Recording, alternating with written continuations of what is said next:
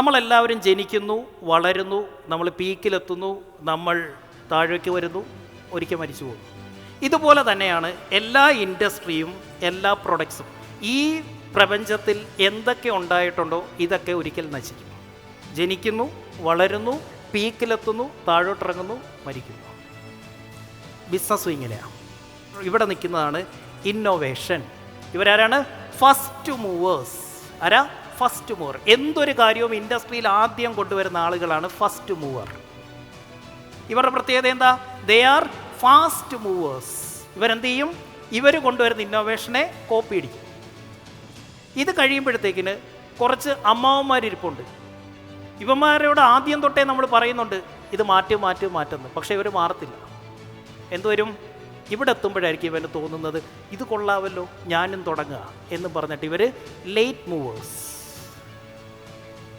പിന്നെ അവസാനം ഒരു ടീമുണ്ട് ലെഗാർഡ്സ്. ലെഗാർഡ്സ് എന്ന് പറഞ്ഞാൽ തീർന്നു.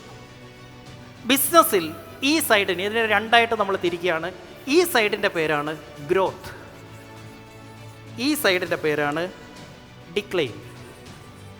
ഇവിടെ ഗ്രോത്ത്, ഇവിടെ നശിക്കും. ഇവിടെ വളരുന്നു, ഇവിടെ നശിക്കുന്നു.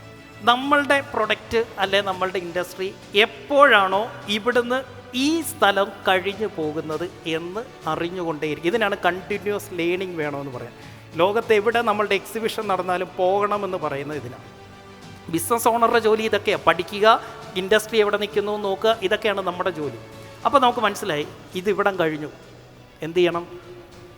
ഇവിടെ വെച്ച് സിസ്റ്റമാക്കി ഒന്നെങ്കിൽ സെല്ല് ചെയ്തേക്കുക, അല്ലെങ്കിൽ ഡ്രോപ്പ് ചെയ്തേക്കുക. ആ പ്രൊഡക്റ്റേ ഡ്രോപ്പ് ചെയ്യുക, ആ ഡിവിഷനെ ഡ്രോപ്പ് ചെയ്തേക്കുക. ഇനി അതും പിടിച്ചുകൊണ്ടിരുന്നാൽ ലോസാണ്. കാരണം ഈ സൈഡിലേ ഉള്ളൂ പ്രോഫിറ്റ്. ഇതിൻ്റെ പേരാണ് അഡോപ്ഷൻ കർവ്. Adoption curve.